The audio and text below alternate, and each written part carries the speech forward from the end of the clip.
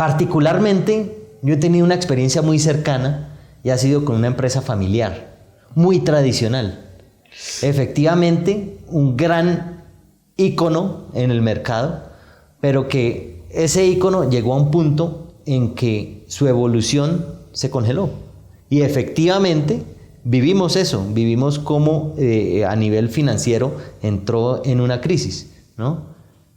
Esa situación es en la que se encuentran muchos empresarios y la invitación es a tomar el lado positivo del miedo para entender que hay que hacer algo y materializarlo a través de cambios que, bien estudiados, te van a llevar a apalancar y a potencializar tu negocio.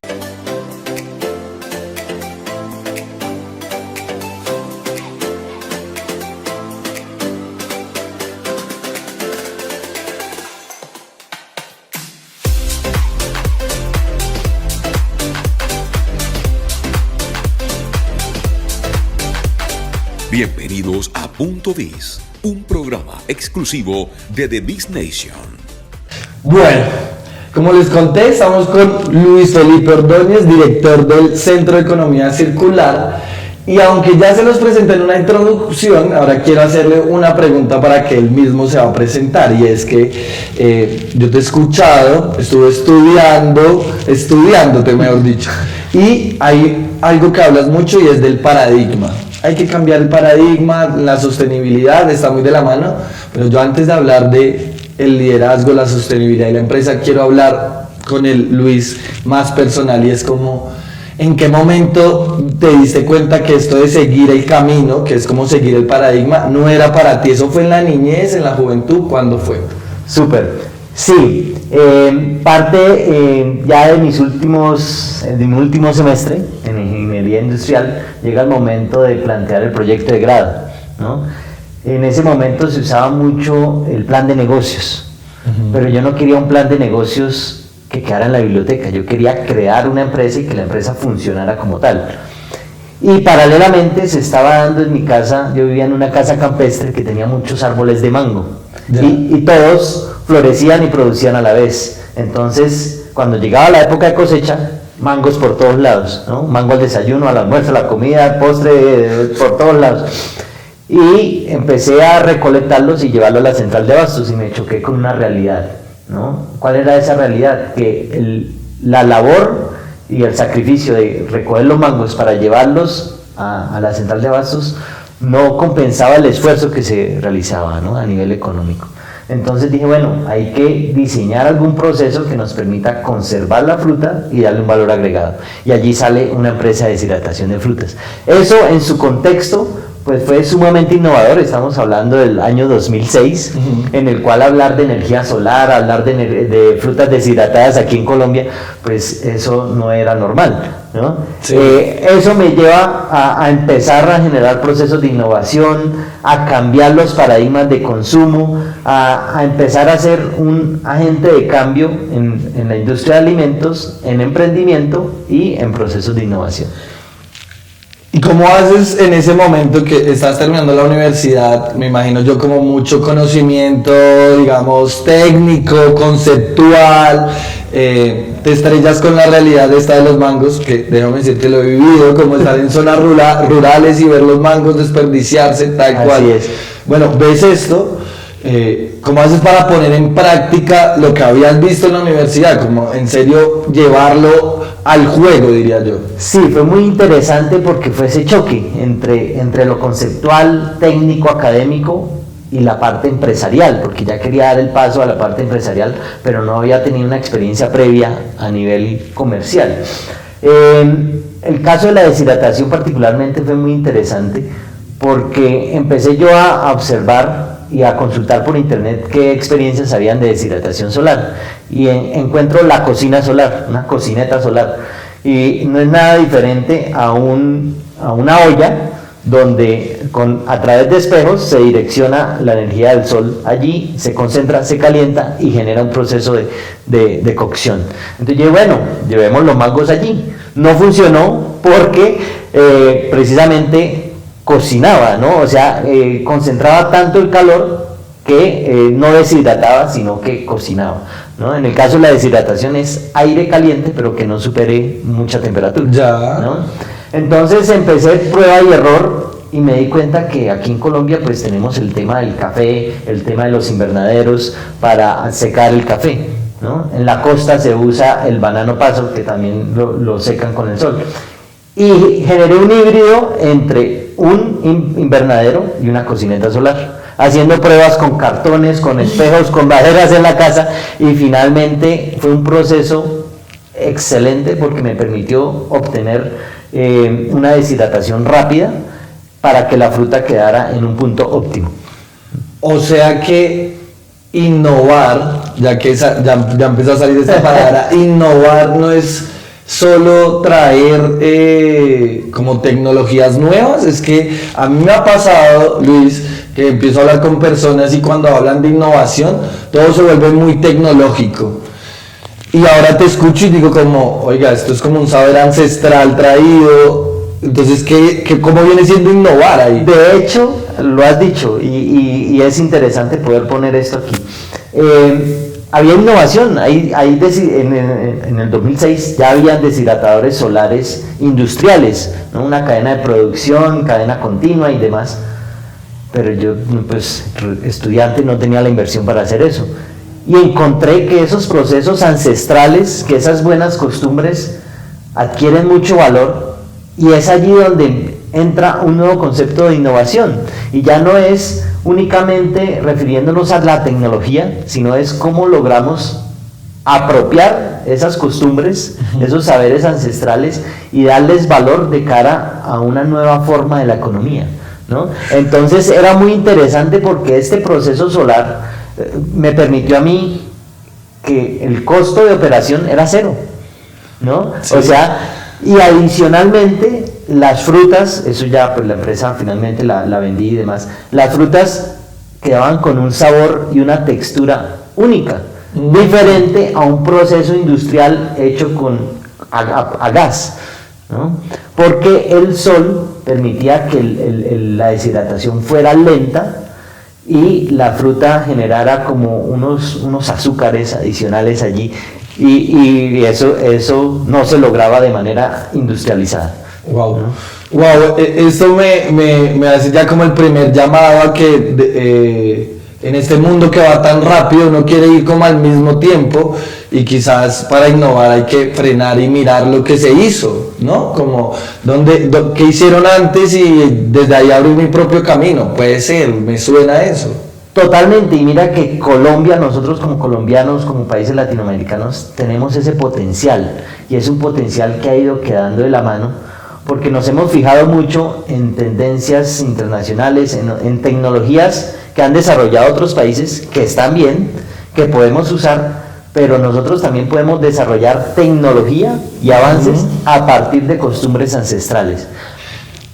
Estamos hablando como de lo que viviste al salir de la universidad, poner todos estos conceptos que aprendiste en la práctica, la innovación, ya hablamos de cómo, oiga, hay que mirar qué se ha hecho, saberes ancestrales, y esto a mí me suena como, cuando yo monte mi negocio, Luis, voy a hacer caso a esto, pero sé que hay negocios que ya están montados, tienen una línea de negocio, quieren mejorar, dice que quieren innovar, y de seguro sé que te ha pasado que llegas y no encuentras apertura. ¿Cómo poder abrir la mente de estos negocios con lo que tú has vivido? ¿Cómo les llegas? Sí, ese proceso de apertura es clave porque es el que va a permitir llegarles, ¿no? Es el que va a permitir el cambio.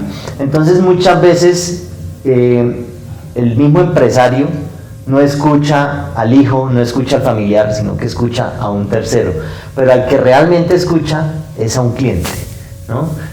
Si un empresario ve el valor que puede tener un nuevo proceso, un nuevo producto, a partir de las solicitudes que le hace el cliente, pues es el que lo lleva a la acción, ¿no? Y si lo llevamos a escenarios un poco más complejos, si de pronto sale una norma en la que de un día para otro prohíbe el uso de ese producto, eso le mueve la chispa, le mueve el suelo al empresario y dice, bueno, aquí tengo que cambiar o el negocio se me acaba, ¿no? Sí. O como se menciona, o si las tendencias de mercado cambian, por ejemplo, en el caso de la pandemia, que ya presencialmente no se podía y tocó emplear los medios digitales, pues a los empresarios les tocó dar un proceso de transformación digital, ¿no? Igualmente sucede con la innovación es esa chispa que llega cuando el empresario entiende que debe generar un cambio, ¿no? Es importante que el empresario tenga esa sensibilidad y que tenga esa chispa, ese momento. Si no la tiene, difícilmente se va a incorporar. Puede hacer cambios, puede hacer procesos, pero no va a llevar a un proceso de innovación. Y cuando llamamos que es un proceso de innovación, verdaderamente innovación, cuando propone algo nuevo en el mercado y eso genera valor, ¿no? Ya. Es decir, cuando la gente tiene una muy buena percepción de ese producto, de ese servicio, lo usa y adicionalmente ese producto te está aportando a ti como persona, como ciudadano, como usuario. Acabas de contar lo importante que es escuchar al cliente y creo que es de las cosas que yo más he escuchado en el liderazgo, en los directores, como hay que escuchar a nuestros clientes. Sin embargo, también yo soy partidario de que hay que escuchar a los equipos, porque a veces, no sé, yo no soy tan de acuerdo que el cliente siempre tiene la razón. A veces los equipos conocen también mucho el producto, interactúan con clientes, pueden tener como otra información. ¿Cómo hacer desde el liderazgo, queriendo innovar, ¿no? Mi empresa? ¿Cómo hacer para haber tantas voces hablando? Yo soy el que tomo la decisión, la chispa que nos decías. ¿Cómo hace uno estando en esa posición? Sí, partimos de complementar una palabra que tú acabas de decir y es el liderazgo participativo, ¿no? Entonces, en un proceso de innovación es muy interesante cuando logramos permear esa participación en toda la organización y que la organización genere ideas, pero que esas ideas sean tenidas en cuenta, porque muchas veces se generan las ideas, pero quedan en un banco de ideas, quedan en un buzón y no trascienden, ¿no? Y claro, como tú lo has dicho, los empleados o el equipo de trabajo se enfrenta día a día con múltiples problemas y circunstancias y eso hace que tengan muy buenas ideas y que de lo contrario pues se frustra un proceso de innovación. Entonces, ¿cuál es la invitación? A que un líder sea participativo y que permita que las ideas vengan de diferentes fuentes, ¿no? Eso le da una visión global que puede aprovechar y materializarla en un nuevo proceso, en un nuevo producto que sin lugar a dudas va a ser innovador. Entonces es cuando escucha tanto a los clientes, porque los clientes son los usuarios y son los que compran y los que van a usar en un futuro el nuevo producto, y hay que saber cuáles son sus expectativas, sus necesidades, pero también debe conocer a quienes van a producir ese producto o quienes van a estar detrás del funcionamiento de ese servicio para entender cómo ellos se van a articular para lograr superar esa expectativa del usuario, ¿no? Entonces, el líder visualiza esos puntos de vista y logra un acuerdo, como si fuera un equilibrio, logra un acuerdo entre esos puntos de vista, creyendo en sí y teniendo su visión clara de hacia dónde quiere llevar la empresa y por qué, con qué propósito la quiere llevar hacia allá, ¿cierto? Materializa eso en un sueño, en un nuevo producto, que es el que va a llevar al mercado. Y ese producto cumple, al tener ese equilibrio, cumple con las expectativas tuyas como usuario, cumple con las expectativas de los empleados, de los colaboradores, de los aliados, y finalmente lleva el sello del emprendedor, el sello del inventor, del empresario, que finalmente es el que va a hacer que ese producto llegue hasta el final, hasta el mercado, y se posicione y se consolide como tal. Bueno, Luis, yo voy a ser el estudiante, el empresario difícil. El que le dice como, Luis... A ver, póngamela difícil, sí, póngamela difícil. A ver. Eso suena muy lindo, pero yo lo que tengo es miedo. Porque tengo el miedo tengo la responsabilidad de un equipo, tengo la responsabilidad de mi familia. Y le quiero poner esta imagen de cómo, y a mí me dicen que está funcionando como vengo funcionando. Entonces, ¿para qué innovar? Tengo miedo y así funciona. Sí, el miedo es una característica muy potente y depende de cómo uno la vea. Porque el miedo es el que te hace activarte frente a un tigre que tengas al lado y es el que te activa a salir. Si no te generara miedo, pues el tigre estaría ahí y fácilmente se lo comería a uno sin uno darse cuenta, ¿no? Pero el miedo llevado a un extremo es el que nos hace tener una visión bloqueada de las cosas, ¿no? Que nos bloquea de manera anticipada, ¿no? Entonces, en este mundo empresarial es importante sentir el miedo para que el miedo nos dé esa perspectiva de que hay que hacer algo, de que hay que actuar. No nos podemos quedar en la zona de confort, y eso ya está visto desde diferentes enfoques, ¿no? A nivel personal, a nivel profesional, a nivel ambiental, no podemos seguir como estamos. Entonces, el mundo actual nos plantea ese dinamismo de cambio, ¿no? Y lo mismo pasa con las empresas, ¿no? Ya una frase trivial de que la empresa que no evoluciona muere, al igual que los animales que tienen que adaptarse en la evolución y demás, pues eso ya es un cuento viejo, sin embargo sigue vigente. Eso Es lo mismo, las empresas en el mercado tienen que estar pendientes y evolucionando con las nuevas tendencias de consumo, ¿no? Y es cómo las nuevas generaciones, las nuevas situaciones, los contextos van haciendo que nuestros gustos, intereses cambien. Y la empresa no se puede quedar con los productos de siempre, porque la curva de crecimiento va a llegar a un punto en que empieza a decrecer. Y ahí es cuando no da para pagar las cuentas. Eso es preocupante. Eso es preocupante porque hasta ahí llega sus finanzas y es una empresa destinada al deterioro, ¿no? Particularmente, yo he tenido una experiencia muy cercana y ha sido con una empresa familiar, muy tradicional. Efectivamente, un gran ícono en el mercado, pero que ese ícono llegó a un punto en que su evolución se congeló. Y efectivamente, vivimos eso, vivimos cómo a nivel financiero entró en una crisis, ¿no? Esa situación es en la que se encuentran muchos empresarios y la invitación es a tomar el lado positivo del miedo para entender que hay que hacer algo y materializarlo a través de cambios que, bien estudiados, te van a llevar a apalancar y a potencializar tu negocio. Oiga, el lado positivo del miedo. Me gusta porque también es una emoción que en serio es como te ayuda a sobrevivir. De las funciones básicas del miedo es como te ayuda a sobrevivir. Y las emociones son buenas, hay que saber entenderlas y gestionarlas. Total, no, lo voy a invitar a hablar también de liderazgo y emociones, no lo dudes. Porque voy a cerrar esta parte que hoy le hemos dedicado a la innovación y a estos procesos en las empresas. Y es que te voy a plantear un escenario. Y es que, imagínate la empresa, por la pandemia, muchas se transformaron, ¿no? Rompieron paradigmas porque había que hacerlo, había que hacerlo. Tenían una presión de fondo. Ya está, es como, ahí sí, así tengas miedo, te tocó, o desapareces.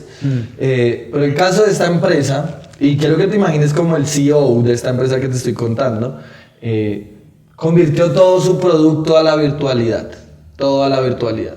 Ventas, todo es virtual. Esto representó que el equipo empezara a irse porque no se sentía cómodo con ese cambio, el equipo interno. Y empezó a irse y después el resultado que se esperaba como en ventas no está siendo el que se proyectó. ¿Qué hacer cuando se tiene una apuesta?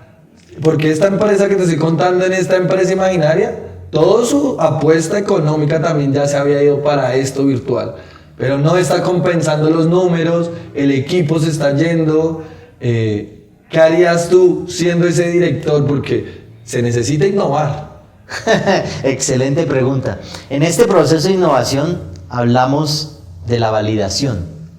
Y es, claro, tú tienes, como empresario, tienes una hipótesis, que es la idea nueva que estás proponiendo ante el mercado y que ante lo que tú crees, confías en que va a funcionar y le estás apostando todo para que eso funcione. Pero ¿qué pasa si la pones en el mercado y no funciona? ¿No? Es un fracaso empresarial. Y si has invertido mucho dinero y mucho tiempo, muchos recursos en ese nuevo producto que no funciona, pues se da ese fracaso. Entonces se habla de la validación, ¿no? Se habla de cómo podemos sacar un prototipo funcional, ¿cierto? Un producto, una muestra, y entender cuál es la reacción del mercado, ¿no? Cómo los usuarios interactúan con ese producto, cuál es esa experiencia que tienen ellos, cuál es su opinión, ¿cierto? Y ir visualizando qué cambios necesita, de tal forma que yo la voy evolucionando, la voy mejorando y voy llevando al mercado un producto cada vez más robusto, cada vez más fuerte. Y en la medida que yo ya estoy más tranquilo y sé que ha tenido una buena aceptación por parte del producto, por parte del mercado, le invierto, ¿no? Antes le he invertido lo mínimo para lograr que ese producto sea funcional y me logre identificar si cumple o no con las expectativas de los usuarios. Me lo llevo como a las buenas ideas hay que creerles, pero tampoco ser tan ciegos de invertir todo nuestro capital, ¿no? Claro, hay que probarlas, hay que llevarlas a un escenario de prueba y ver cómo funcionan. Generar cambios, que es lo que se llama pivotear. Ya. Pivoteamos esas pruebas y planteamos una versión mejor, que es la que vamos a sacar definitivamente al mercado. Wow. Bueno, Luis, el tiempo es corto en televisión, el tiempo es corto en redes sociales, pero le quiero dejar el compromiso acá de que nos volvamos a ver para seguir hablando de liderazgo. Sé que también podríamos hablar de sostenibilidad a largo entendido y me acabo de dar cuenta que también de emociones y liderazgo. Entonces me acepta la invitación para un próximo. Con el mayor de los gustos. Bueno, pero ahí, para que se espía la cámara. Usted tiene 30 segundos con una persona que le dice: Luis, en serio, no sé qué hacer, en mi empresa nada funciona y me dicen que innoven, pero no sé ni siquiera por dónde empezar. Para que se despida con eso, ¿qué le dice usted a esa persona que lo abordó así en la calle, en el bus, porque lo reconoció? Como, por favor, ayúdeme, dígame algo que me dé una luz. ¿Usted qué le diría? Yo le diría, ¿cuál es el propósito de lo que está haciendo en este momento, ¿no? ¿Cuál es ese propósito? Trascendamos ese propósito y entendamos qué es lo que quiere aportarle al mercado, a las personas, a la comunidad, ¿cierto? ¿Cómo lo está llevando en este momento y qué están recibiendo las personas? ¿Cómo están viendo ese producto que usted les está ofreciendo? Ahí va a obtener una excelente retroalimentación, porque muy seguramente le van a decir que hay algo por mejorar. Yeah. Aproveche esa retroalimentación, ese algo por mejorar, y transmítalo al producto, transmítalo al proceso, a la cultura empresarial, y notará un cambio muy importante que el cliente va a saber aceptarlo y con toda seguridad va a empezar a vender ese producto. Ahí lo tiene. Haga también buenas preguntas. Yo hago buenas preguntas. Esto fue Punto Biz. Nos vemos en el próximo para seguir ampliando lo que sabemos y lo que queremos aprender acerca del liderazgo. Gracias, Luis, y nos vemos en otra. Chao a todos. Chao.